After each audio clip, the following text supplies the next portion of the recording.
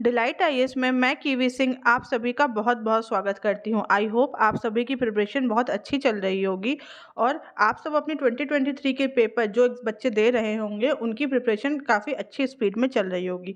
देखिए, जैसा कि आप सभी को पता है, जो हमारे चैनल से जुड़े हुए हैं, कि हमारे चैनल पर टॉप 500 सीरीज़ चल रही है, जिसमें सारे सब्जेक्ट की इंपॉर्टेंट जितनी भी सीरीज़ है वह इंपॉर्टेंट क्वेश्चन कंप्लीट कराए जा रहे हैं। ज्योग्राफी की जो सीरीज़ है ना, वो कंप्लीट हो चुकी होगी। जैसा कि आपने देखा होगा, ज्योग्राफी की सीरीज हिस्ट्री में हमने कंप्लीट करा दी है। अब हमारे यहाँ इन्वायरमेंट उन्होंने शुरू किया है और पॉलिटी की भी।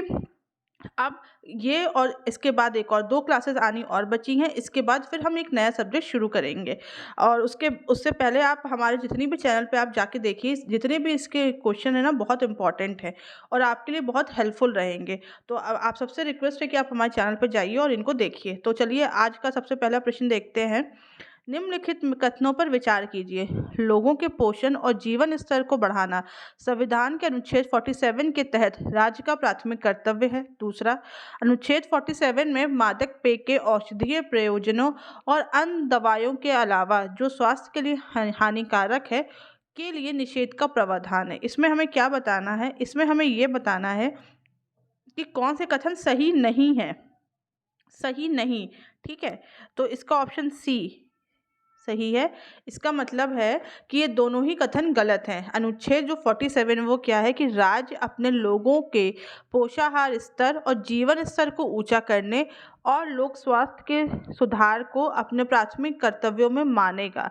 राज्य विशिष्टतया मादक पेयों और स्वास्थ्य के लिए हानिकारक औषधियों के औषधीय प्रयोजनों से उपभोग और से भिन्न उपभोग को प्रतिषेध करने का प्रयास करेगा। ठीक है, प्रयास करेगा मतलब ऐसा कोई मैंडेटरी नहीं है, एक तरीके से ये प्रयास करने वाली चीज़ है।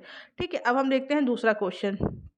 संसद निम्नलिखित में से किसकी सहमति से अंतर्राष्ट्रीय समझौतों, संधियों और सम्मेलन को प्रभावी करने के लिए राज्य सूची में शामिल विषय पर कानून बना सकती है? पहला, सभी राज्यों की सहमति से। दूसरा, अधिकांश राज्यों की सहमति से। तीसरा, सभी संबंधित राज्यों की सहमति से। डी, किसी भी राज्य की सहमति के बिना। तो इसका ऑप्शन डी यानी कि किसी भी राज्य की सहमति के बिना सही ऑप्शन होगा। जो अनुच्छेद 253 है इससे जुड़ा हुआ, इसमें यह बताया गया है कि संसद को किसी भी अन्य देश या देशों के साथ किसी भी की गई संधि, करार या अभिसमय अथवा किसी भी अंतर्राष्ट्रीय सम्मेलन, संगम या किसी भी प्रकार के कार्यक्रमों के लिए भारत के संपूर्ण राज्य क्षेत्र या उसके किसी एक पर्टिकुलर पार्ट के लिए भी लॉ बनाने की शक्ति है, मतलब कानून बनाने की शक्ति है। ऐसा नहीं है कि अगर कोई जैसे उत्तर प्रदेश है या फिर बिहार है या आप दिल्ली ले सकते हो, तो ऐसा नहीं कि वो लोग मना कर सकते हैं। ठीक है, जब वो भारत सिर्फ पर्टिकुलर उनके लिए और संपूर्ण देश सबके लिए ये बना सकता है। अब हम देखते हैं क्वेश्चन नंबर 3। भारतीय संविधान में आपात प्रावधानों के बारे में निम्नलिखित कथनों पर विचार कीजिए। पहला, राष्ट्रपति द्वारा सभी प्रकार के आपात को संसद द्वारा अनुमोदित किया जाना चाहिए। दूसरा, वित्तीय आपात अनिश्चित काल तक लागू रहता है जब तक कि राष्ट्रपति इसे रद्द ना कर दे।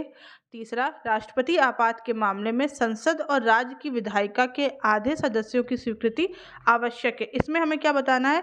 इसमें हमें ये बताना है कि कौन से कथन सही है। तो इसका ऑप्शन बी यानी कि पहला और दूसरा जो इसका कथन है वह सही है।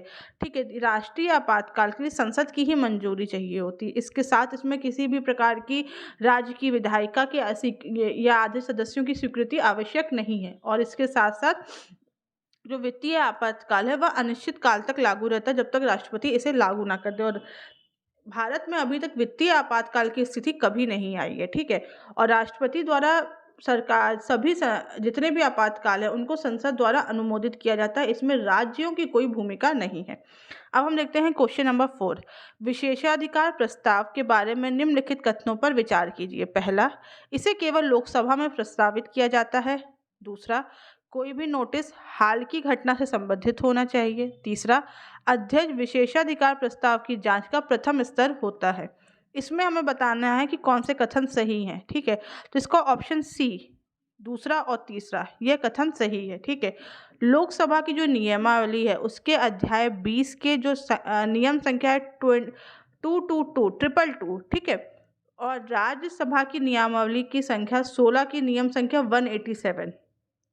विशेषाधिकार को नियंत्रित करती है। ठीक है, इसमें यह कहा गया है कि अध्यक्ष या सभापति की सहमति से कोई सदस्य या सदन के किसी भी समिति के विशेषाधिकार के उल्लंघन से संबंधित प्रश्न उठा सकता है। ठीक है, हालांकि नियम यह भी कहते हैं कि किसी भी नोटिस को हाल की घटना से संबंधित होना चाहिए और उस पर सदन का हस्तक्षेप होना चाहिए। और इसमें अध्यक्ष और राज्यसभा की क्या भूमिका है, अगर हम ये देखें तो अध्यक्ष सभापति विशेषाधिकार प्रस्ताव की जांच करने वाला पहला स्तर होता है। ठीक है, यह इस पर निर्णय ले सकता है और इसे संसद की विशेषाधिकार समिति को संदर्भित कर सकता है। ठीक है, और अगर यह नियम के तहत सहमति देते हैं तो सदस्य को एक तरीके से अपना बयान देने का अवसर दिया जाता है।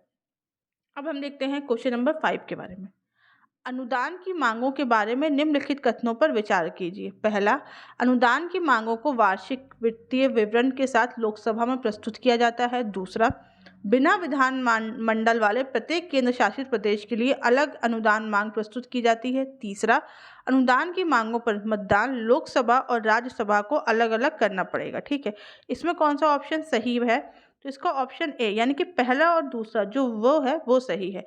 ठीक है, लोकसभा में अनुच्छेद 113 के अधीन यह अनुदान की मांग की जाती है। ठीक है, जिसमें भारत की संचित निधि में से लोकसभा द्वारा किए गए अनुदान की मांग को भारत की संचित निधि पर भारित किंतु संसद के समक्ष रखे गए विवरण में से जितनी भी राशि होती है उसकी पूर्ति के लिए सभी धनराशियों के विनियोग का उपबंध करने के विधेयक प्रस्तावित किए जाते हैं। ठीक है, और फिर हम यह देखते हैं कि किसी भी प्रकार के अनुदान की जो रकम होती है उसमें परिवर्तन करने के लिए या किसी भी प्रकार का उसका जो एम होता है, जो सोचा गया होता है, उसको बदलने के लिए अथवा भारत की संचित निधि पर भारत व्यय की रकम को परिवर्तन करने के लिए जितना भी संशोधन होता है उसमें ऐसा कोई भी विधेयक संसद के किसी सदन में प्रस्तावित नहीं किया जाता है।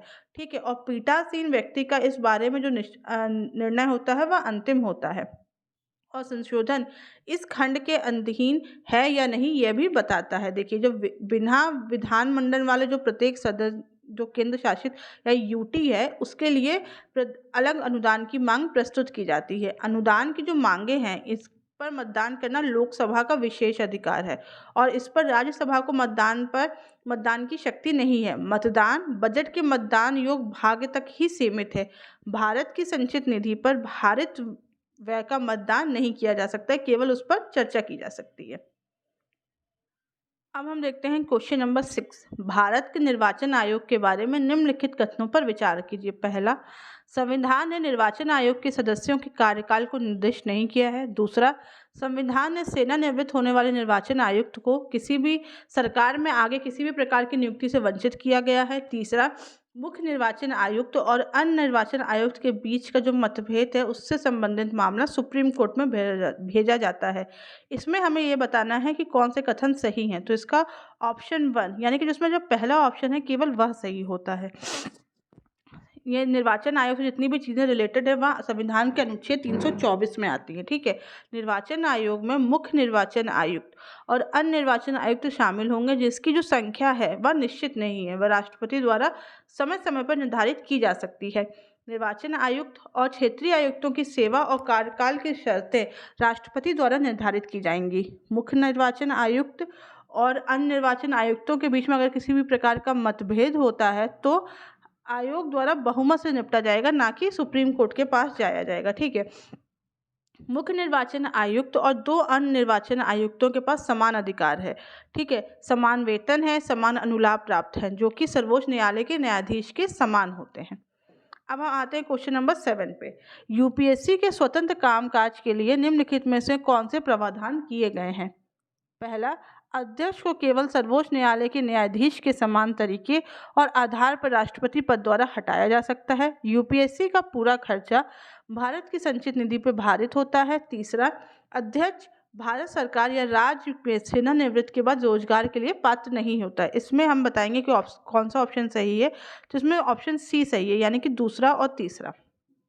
ठीक है। लोक सेवा आयोग के स्वतंत्र और निष्पक्ष कामकाज के लिए संविधान ने यह बताया है कि इन्हें केवल राष्ट्रपति द्वारा पद से हटाया जा सकता है। इन्हें कार्यकाल की सुरक्षा प्राप्त है।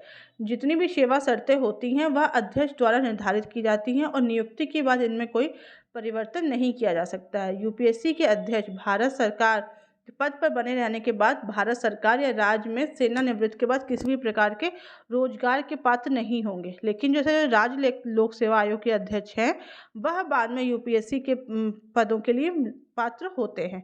ठीक है। और यूपीएससी के अध्यक्ष या जो सदस्य होते हैं वह एक कार्यकाल पूरा करने के बाद दोबारा पुनर्नियुक्ति के पात्र नहीं होते हैं। अब हम देखते हैं क्वेश्चन नंबर 8, संवैधानिक सांविधिक अनुदान के संबंध में निम्नलिखित कथनों पर विचार कीजिए। पहला, सांविधिक अनुदान अनुच्छेद 282 के अंतर्गत लिया जाता है। दूसरा, वित्त आयोग की सिफारिश पर राज्य को वैधानिक अनुदान दिया जाता है। तीसरा, यह अनुदान हर साल भारत की संचित निधि से वसूले जाते हैं। इसमें हमें बताना है कि कौन सा क्वेश्चन सही है, तो इसका ऑप्शन बी सही है। ठीक है, यानी कि दूसरा और तीसरा। सांविधिक अनुदान अनुच्छेद 275 संसद को उन राज्यों को जिन्हें वित्तीय सहायता की आवश्यकता है, ना कि प्रत्येक राज्य को अनुदान देने का अधिकार रखता है। मतलब ये केवल उन्हें प्राप्त होती है जिन्हें जरूरत होती है। ठीक है। साथ ही अलग अलग राज्यों के लिए अलग अलग राशि तय की जाती है। इसलिए जो पहला ऑप्शन है वह गलत है। ठीक है। यह राशि हर साल भारत की संचित निधि से वसूली जाती है। अनुच्छेद 275 सामान्य और विशिष्ट दोनों के तहत वैधानिक अनुदानों के लिए जो राज्यों को वित्त आयोग को सिफारिश देता है। ठीक है। अनुच्छेद 282 के अंतर्गत केंद्र और राज्य दोनों को ही सार्वजनिक उद्देश्य के लिए अनुदान देने का अधिकार होता है, भले ही वह संबंधित विधायी क्षमता के भीतर ना हो। ठीक है, इस तरीके की स्थिति होती है। अब हम देखते हैं क्वेश्चन नंबर 9, ये कैग से रिलेटेड है।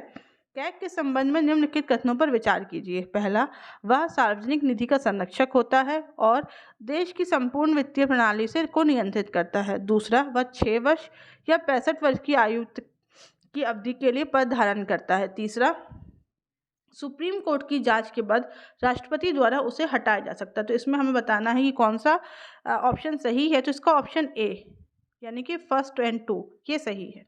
ठीक है। भारत का जो संविधान है उसका आर्टिकल 148 यह कैग के बारे में बताता है। कैग एक स्वतंत्र पद है और इसका प्रावधान किया जाता है। यह भारतीय लेखा परीक्षा और लेखा विभाग का प्रमुख होता है। यह सार्वजनिक निधि का संरक्षक होता है और देश की संपूर्ण वित्तीय प्रणाली केंद्र सरकार और राज्य सरकार दोनों की इसी पर नियंत्रित होती है। ठीक है। उसका कर्तव्य होता है कि वह वित्तीय प्रशासन के क्षेत्र में भारत के संविधान और संसद को कानून बनाए रखने पर नजर रखना। इसके साथ साथ जो उसकी रिटायरमेंट की जो एज होती है वह 6 वर्ष या 65 वर्ष जो पहले हो वहाँ उस समय तक वह पद धारण करता है। वह किसी भी समय अपने राष्ट्रपति को अपना त्यागपत्र संबोधित करके त्यागपत्र दे सकता है और राष्ट्रपति द्वारा सर्वोच्च न्यायालय के न्यायाधीश के अनुसार ही उसे पद द्वारा हटाया जा सकता है। मतलब जिस तरीके से सुप्रीम कोर्ट के जज को हटाया जाता है उसी तरीके से इन्हें भी पद से हटाया जाता है। अब हम देखते हैं क्वेश्चन नंबर 10, राष्ट्रीय मानवाधिकार आयोग के संबंध में निम्नलिखित कथनों पर विचार कीजिए। पहला, राष्ट्रीय मानवाधिकार आयोग एक संवैधानिक निकाय है जिसके पास एक दीवानी अदालत की शक्तियां होती हैं और इसकी कार्रवाई न्यायिक प्रकृति की है। दूसरा, आयोग के मुख्यतः अनुशासनात्मक प्रकृति के होते हैं। तीसरा, आयोग को उस तिथि से 1 वर्ष की समाप्ति के बाद किसी भी मामले की जांच करने का अधिकार नहीं है जिस तिथि को अधिनियमित किया गया था। ठीक है। तो इसमें हमें बताना है ऑप्शन कौन सा कथन सही है। तो इसमें ऑप्शन सी सही है। ठीक है। इसमें हमें ये बताया गया है कि राष्ट्रीय मानवाधिकार आयोग जो है वह एक वैधानिक इकाई है, संवैधानिक नहीं। मतलब पहला गलत है। ठीक है। इसकी स्थापना 1993 में संसद द्वारा बनाए गए मानवाधिकार आयोग द्वारा मानवाधिकार अधिनियम 1993 द्वारा की गई थी। ठीक है। आयोग को उस तारीख से 1 वर्ष की समाप्ति के बाद किसी भी मामले की जांच का अधिकार नहीं है जिस दिन मानवाधिकार उल्लंघन करने वाला अधिनियम अधिनियमित किया गया था। इसका जो मुख्य कार्य है वह सिफारिशी प्रकृति के हैं। इनके पास उल्लंघन करने वालों या को दंडित करने, पीड़ितों को आर्थिक राहत सहित मुआवजा देने की कोई भी शक्ति प्राप्त नहीं है। विशेष रूप से हम देखें तो इनके जो जितनी भी सिफारिशें होती हैं वह किसी सरकार या प्राधिकरण के लिए बाध्यकारी नहीं होती है, लेकिन इनकी सिफारिशों पे की गई कार्रवाई से 1 माह के भीतर ही इन्हें अवगत करा दिया जाता है। इस तरीके की चीज़ें हैं। तो आज की वीडियो में बस इतना ही, ठीक है? ये पॉलिटी की 6th वीडियो थी। अब एक वीडियो और आएगी, उसके बाद नया सब्जेक्ट शुरू होगा। तो आज की वीडियो में बस इतना ही। आप हमारे टेलीग्राम ग्रुप से जुड़िए फ्री पीडीएफ के लिए। Thank you so much.